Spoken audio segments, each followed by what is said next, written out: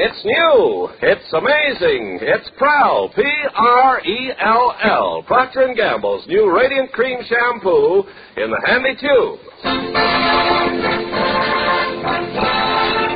Prell brings you The Life of Riley.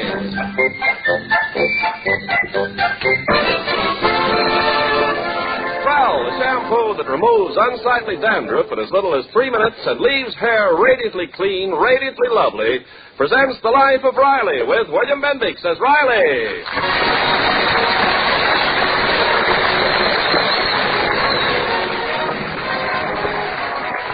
Well, Thursday was Thanksgiving, as that fresh cranberry stain on your vest will indicate, and today we find Chester A. Riley thankful that it's all over. But a few days before Thanksgiving, Riley was singing a different tune as he was walking home from work with his friend, neighbor, and co-worker, Jim Gillis.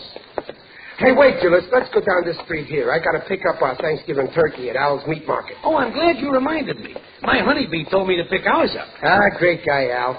You know, in our house, all four of us like the drumstick, and nobody likes the whatchamacallit. So this year, Al promised to give me a turkey with 4 drumsticks. How is that possible? One turkey with 4 drumsticks? Yeah, well, with Al, it's easy. Some other customer will get a turkey with no drumsticks and 2 whatchamacallits. You know, I love Thanksgiving, Gillis. Yeah, me too.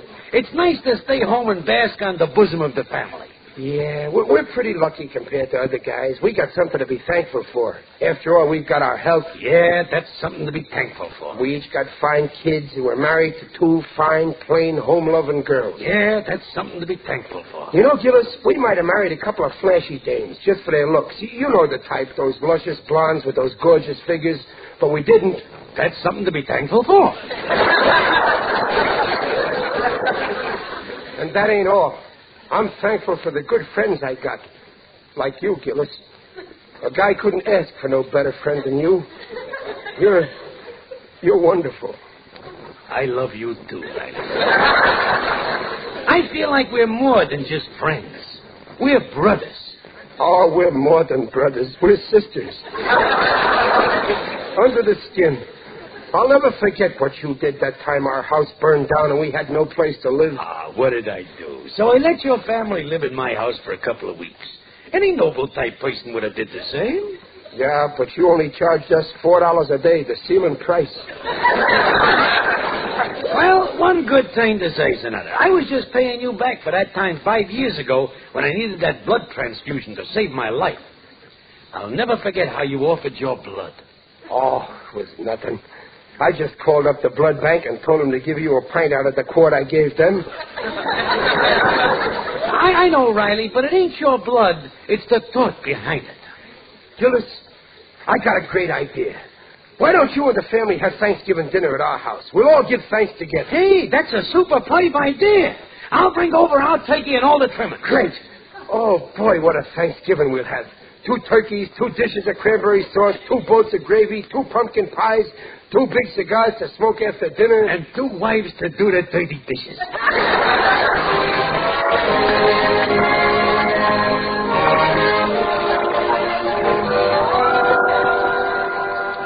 Chester Riley, how could you go and invite the Gillises for Thanksgiving dinner without telling me? I'd like to feed my guests, and we've only got 1 small turkey. Relax, Peg, relax. I also invited their turkey. Oh. Oh, no. No, it's not right to let guests bring food. Now, we'll buy... Dublin, it's real holiday spirit. When we sit down to eat, it won't be their food or our food.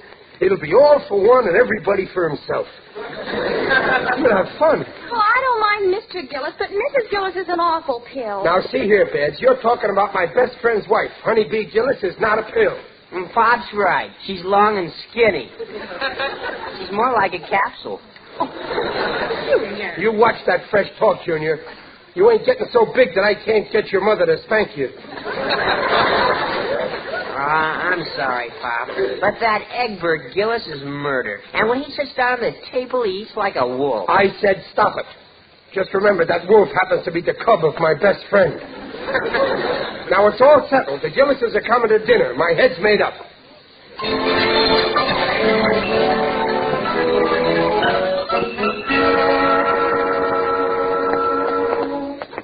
Hey, hurry up, Riley. We'll be late for work. So anyway, Gillis, when I told Peg and the kids that you and the family is coming over for Thanksgiving dinner, they was thrilled. You know what they said? How should I know what they said? I ain't the kind of a next-door neighbor goes around eavesdropping. Well, they said, Riley, that's a wonderful idea. Oh, fine. And tell Junior not to worry. I'll see that my egg bird don't eat like a wolf.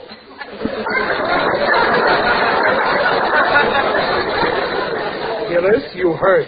Well, ever since that cut-rate dentist filled my tooth with copper, my ears pick up like a radio. Now, come on. If we're late once more this month, the boss will blow his top. Oh, quit worrying. Mr. Stevenson went out of town for Thanksgiving. No, he's staying here. Only his family went away. The chauffeur told me. Oh, well, then we better snap it up. Hi, fellas. Hiya, Sharky. Hi. Heard the news? Botkin quit his job. You mean the foreman, Benzedrine Botkin? No kidding. Who's going to be the new foreman? Nobody knows yet. Stevenson is going to announce somebody after Thanksgiving. Oh, that's a great job. I wonder who's going to get it. Yeah, I wonder. Every guy in the plant is angling for it. All sorts of schemes going on. Well, I got to go, fellas. Hey, Sharky, what's that you got wrapped in that newspaper? Oh, this? Yeah. Just some petunias I picked for the boss's desk. Ain't that disgusting, Riley? What some guys won't do just to butter up the boss. Positively sickening. Now, me, I don't mind putting in 8 hours of hard work for Stevenson, and I'll gladly work overtime for time and a half. But when it comes to playing up to him, I draw the line. That's when I revolt. I'm with you, pal. I revolt, too. Yes, sir. We're both revolting.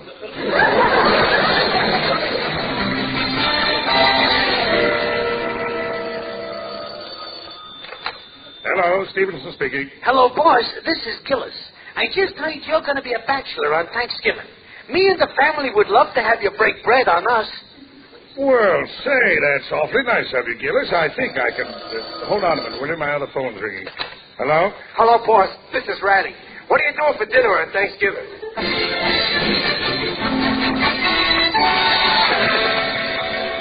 You invited Mr. Stevens? Well, sure. He'll let me know definite tomorrow, but he'll come. Yes, sir. I'm out to get that foreman's job, Dumpling, and this will cinch it. Oh, how? While you're stuffing his stomach with turkey, I'll be stuffing his head about how good I am.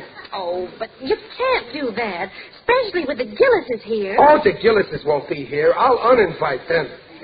Well, you couldn't do that. It isn't fair. Yeah, I know it's kind of a double cross, but this may be the break of my lifetime. And after all, I'm not double-crossing just anybody. I'm doing it to my best friend.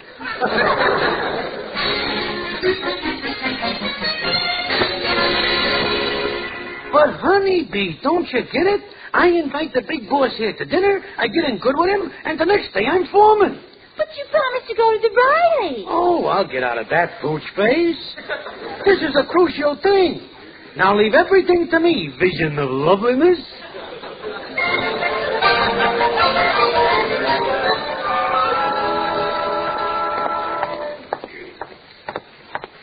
Hey, Riley. Oh, hiya, Gillis. I was just coming over to see you, pal. I was just coming over to see you, Riley, my friend. Listen, chum. About this joint Thanksgiving dinner over at my joint. I was thinking... That's funny, Riley. So was I. Yeah, I thought maybe we ought to call it off. Oh, you was? Yeah. You see, Gillis, I figured the best way to keep a friendship going is not to get too friendly. Well, you got a good point there in your head. In fact, it's very dangerous to get together Thanksgiving. I can see just what's going to happen. You'll come over with your wife and Egbert and your turkey. And there's me and my wife and kids and our turkey. It's very crowded. Where am I sitting? On the piano stool.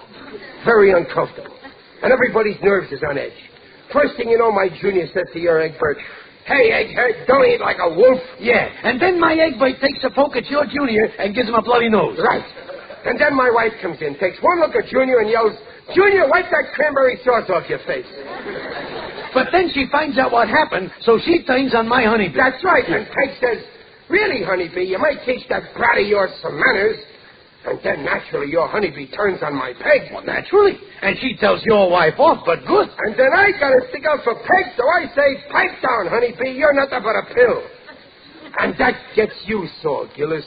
Why, that's what I always say. Oh! Yeah. I'm fine enough, so I say, "See here, Riley, I'm the only one can insult my wife, and then I pick up a turkey leg and throw it at you. And I throw a whatchamacallit at you. Right in the eye, I get it. So I say to you, listen, you big baboon. Who's a big baboon, Gillis, I say? You are, you weasel, I say. Well, if that's the way you feel, beat it. Go on, take your wife and your kid and your turkey and your stuffing. Okay, I'm going. You know, if that's the way it's going to be, Riley, we better call this dinner off. Yeah, I agree with you, Gillis. Well, so long, pal. Hello, chum. Happy Thanksgiving.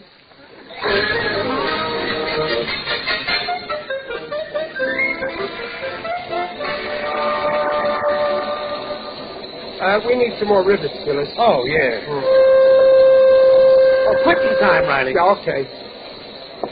You know, I sure am glad we called off our Thanksgiving dinner. Yeah, much better we should each have a quiet dinner with no headaches, except our wives. Yeah, you're right. Hey, Riley.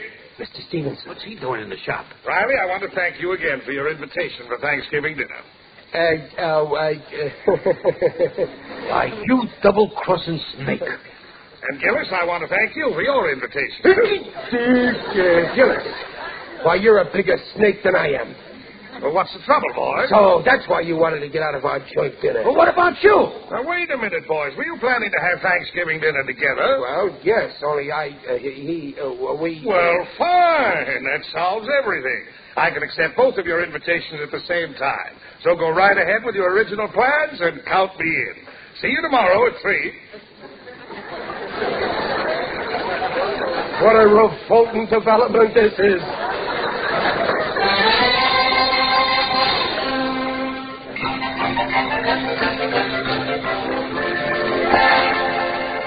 But, Jimsy, I thought your boss was coming here for dinner. No saccharine lips. That's all changed now. We're all going to eat at Riley's. Oh, but Egbert's been invited to Artie Meyer's house. Good. Maybe it's better my boss don't see our Egbert. Things are tough enough. Well, all right, we'll go. Even if it is Riley's house, you can still drop a few hints about the foreman's job. Oh, no, that's out. Riley and me made an honorable deal. And Hinton wouldn't be croquette. I guess you're right. It's not the honest thing to do. But I got a better plan. We're bringing a turkey, and Riley's got a turkey. But what do we need 2 turkeys for? Well, yes, one'll be enough for 7 people, especially the portions Riley serves. So I'll sell our gobbler and buy the boss a box of his favorite cigars. That'll put us in solid. Oh, Jimsy, you're so clever.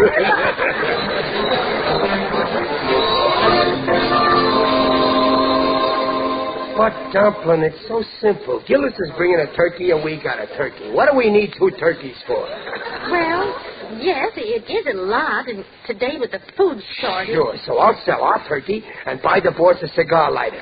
It's patriotic to save food, and the boss will love me for that lighter. Well, now wait, Riley. Poor Gillis. I bet he'd love to borrow my brain. Well, I don't like it, Riley. It's underhanded, and it's just not fair. I know, Peg, but you don't understand. This is business. And the business world, it's like a jungle. Beast against beast. That's the only way to get ahead. So don't you worry. When I'm foreman, you'll give thanks that you're married to a beast like me.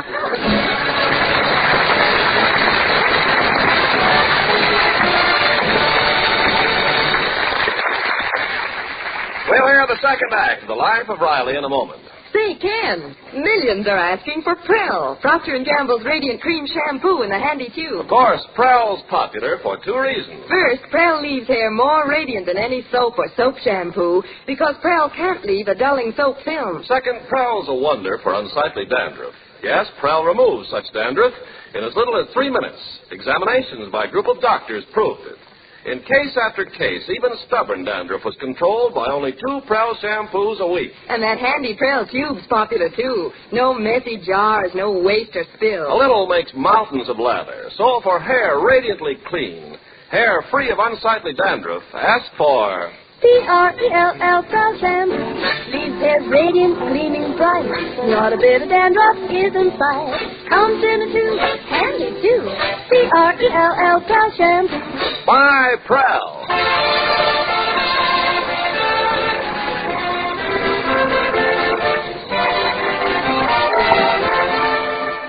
And now back to The Life of Riley with William Bendix as Riley. Well, got the table all set. Oh, it looks beautiful, Babs. Hey, where's the carving knife? Oh, here it is, Pop. I wonder if it's sharp enough. Junior, bend your head down. Riley! Oh, for heaven's sake. Oh, don't get excited. I just want one hair. Now, who left the door open like that? Oh, shut that. No.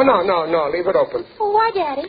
Well, Gillis's hands will be so full carrying his turkey, he won't be able to ring the bell. Oh, don't be silly. Shut it, Dad.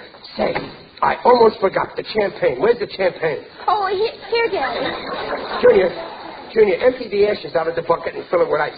I'll put the champagne in it. I want the boss to have everything like he has at home. Oh, this champagne's great stuff. Imported from San Diego. Oh, that must be the Gillises.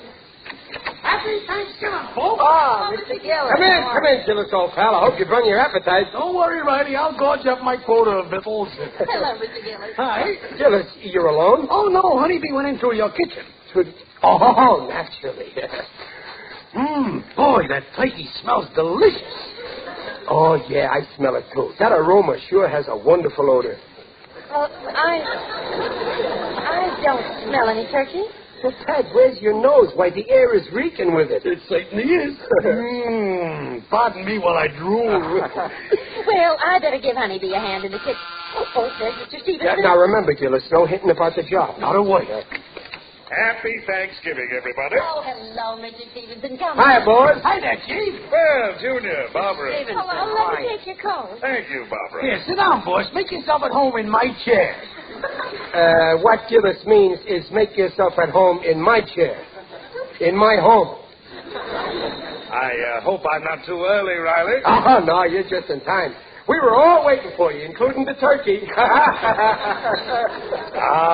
Turkey. Just the thought of it makes my mouth water. Riley, give the boss a blotter. Now, shall we sit down, Peg? Huh? Yes, dear, I'm all ready. Oh, yeah. hello there, everybody. Hello, honeybee. Oh, Mr. Stevenson, charmed, simply charmed. Pleasure to see you, Mrs. Gillis. Well, shall we sit down, Honeybee? Yes, by all means, darling. Well, let's see. You sit here, Mr. Stevenson. Thank you. And, let's see. Honeybee and Miss Gillis there. And Barney sits there. Yeah. Oh, and Babs and Junior. Oh, Here, Mr. Stevenson. Here, Mr. Stevenson, you do the carving. Huh? Oh, no, I couldn't, Riley. Oh, go on. You're good at cutting salaries. Try it on a turkey. Well, all right. Well, I'm all set. Bring on the turkey. Okay, bring on the turkey. Yep, bring on the turkey. All right, Honeybee, bring on the turkey. Sammy, where is it, Peggy, dear? Why, in the kitchen where you put it. I didn't put it anywhere. Where'd you put it, darling?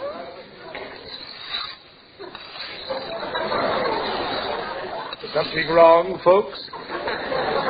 Why, don't worry, boss. We'll track it down. Gillis, where's the turkey you brought? Oh, I didn't tell you. I didn't bring any.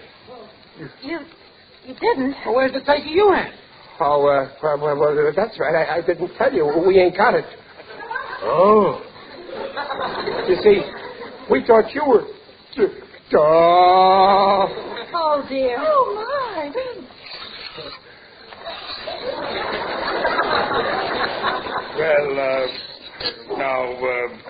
Gypsy, run down to the delicatessen and see if you can get some turkey. Hurry. Okay, sit tight. Excuse me a minute, folks.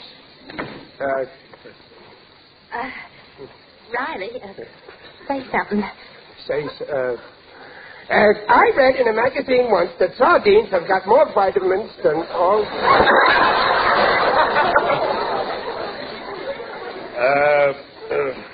How's school coming, Junior?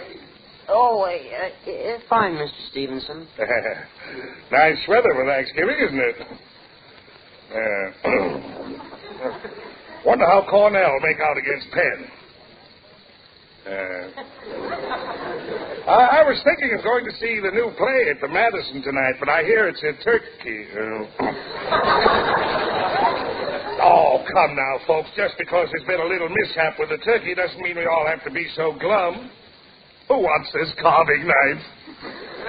Oh, You can't imagine how embarrassed I am, Mr. Stevenson. Well, please don't be. Worse things can happen. Yeah, the boss is right. Why, if somebody walked in now and saw us sitting here like this, they'd think this was a funeral. Speak for yourself, John.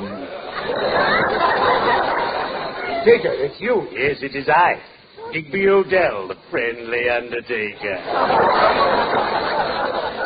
You're looking fine. Very hungry. Why didn't you ring the bell, Digger? Well, I came in through the kitchen. You see, This is my boss, Mr. Carl Stevenson. Boss, Digger Odell. How do you do? Carl Stevenson. Well, as I live and breathe, if you'll pardon the expression. Glad to know you, sir. One of my dearest cronies was your late uncle, Rufus Q. Stevenson, the pawnbroker. Oh, yes, good old Uncle Ruth. A fine man. He once helped me out of a hole. I've always regretted I couldn't do the same for him.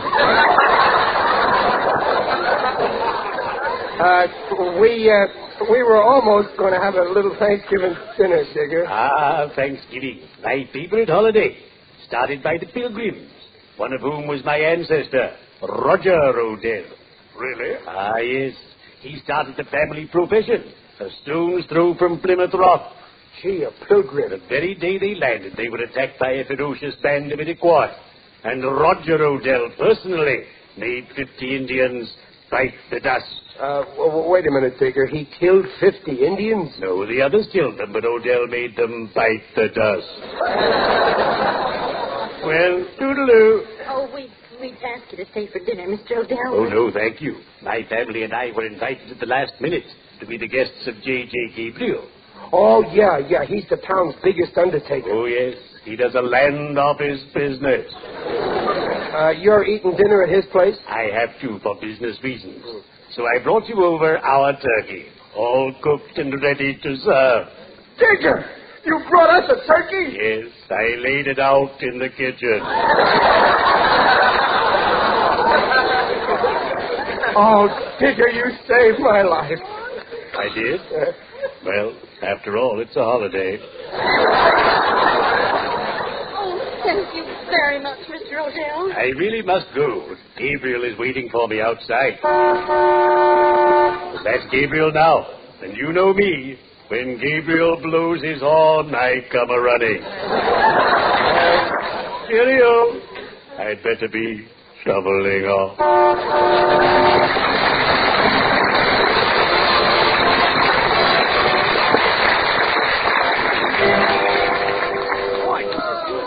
Boy, Digger sure saved our life with this turkey, eh? Hey, Gillis, can't you eat quieter? You sound like the super chief. On my word, Mrs. Riley, I haven't had a meal like this in years. Neither have we. That's no way to talk. Don't yell at the boy, Dumplin'. He only means we can't eat like this every day with the salary I get on the job I got now. Have some more of my turkey, boys. Huh? Hey, Riley, no hinting. Huh? Here, boys, have one of my radishes. No, thank you, really. How about a little more pie? Here, take mine. No, take mine. I ain't bitten into mine yet. More coffee, boss? Please, boys, not another morsel. All I want now is to fall into a soft chair and smoke a good cigar. Oh, well, here, smoke a whole box with my love. Well, light him with this nifty lighter, right from my heart. Well, boys, this is very nice of you, but you really shouldn't have done it. I don't expect any presents. Oh, forget it, boys. Well, shall we go in the other room? Yeah, no, wait. Let's drink a toast. Good idea. What do we drink to? Let's drink to the health and happiness of the new foreman. Oh, then you know Riley. Well, I sort of guess. You know too, Gillis? Well, I know what a great executive you are, boss. So there's only one man you could pick. Get ready, honeybee. I'm too excited. Well, I'm glad you men like the man of my choice. So here's luck to the new foreman, Joe Beamish. Joe Beamish! Joe Beamish? Joe Beamish? Yes, Joe Beamish. Fine fellow. Oh, Gillis, hand me that ashtray, please. Get it yourself. Don't be rude. Something wrong? Riley, what's the matter? What's the matter? Make him Joe Beamish foreman. After all we did for you, some gratitude. What Riley's saying, I'm endorsing in space yet. Now, wait. When you opened up the plant and you couldn't get no help, who gave up a good job to go and work for you? We did. But where was Joe Beeman? Go on, Riley. Give it to him good. Right in front of me. But, Riley... And during the war, we could have gotten better jobs for more pay, but we stuck with you. And where was Joe Beamish then? He was flying a plane over Germany. Germany. That's a fine place to be with a war going on.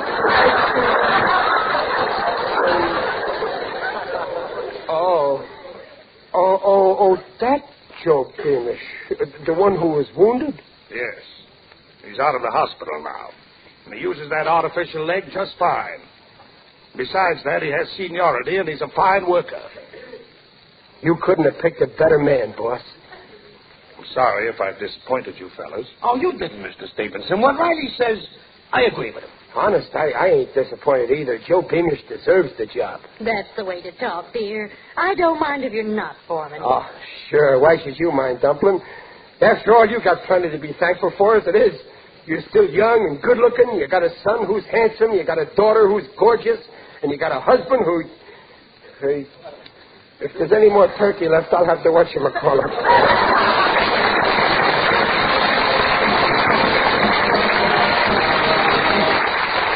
Riley's will be back in just a moment. The Wonder Shampoo. That's what they say about Prell, Procter & Gamble's Radiant Cream Shampoo in the handy tube. From Fair Lawn, New Jersey, Mrs. P.S. Keller writes, I am so pleased with the results of my Prell shampoo. Even in our hard water, Prell really worked wonders. Left my hair clean and soft, nicely manageable. Yes, one trial, and you'll agree, Prell's a wonder for two reasons. First, Prell removes unsightly dandruff quickly. Second, Prell leaves hair radiantly lovely. Buy, try. P-R-E-L-L, Prell shampoo. Leaves hair radiant, gleaming bright. Not a bit of dandruff is in sight. Comes in a tube, handy too. P-R-E-L-L, Prell shampoo.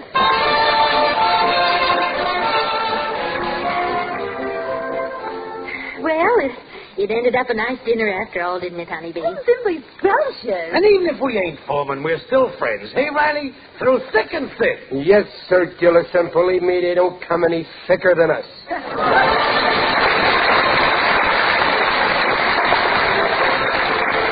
Procter & Gamble invites you to join us again next week to hear The Life of Riley with William Bendix as Riley. William Bendix can currently be seen in the Paramount picture Where There's Life. The script is by Reuben Ship and Alan Lipscott. Mrs. Riley is Paula Winslow. Digger Odell is John Brown.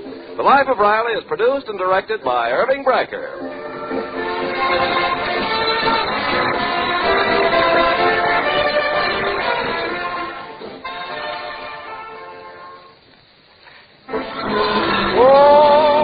She was the Duchess' daughter, her finery looked just so. She washed them all as you water, with wonderful ivory snow. Ah, wonderful ivory snow. The soap that's so kind to your hands, you just know it's kind to sheer nylons and dainty lingerie. And your hands will tell you why Ivory Snow keeps lovely washables lovely longer. Prove it. This week, wash your dishes with Ivory Snow.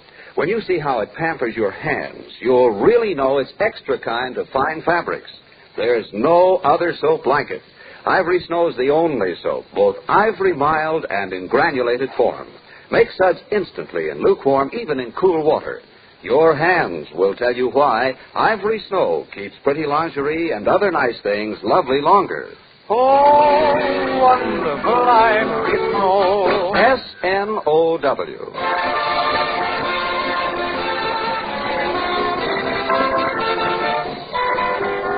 This is Ken Carpenter reminding you that for radiantly clean, lovely hair, get the shampoo in the tube. P-R-E-L-L, Prell Shampoo. And listen again next week when Prell brings you The Life of Riley. Good night.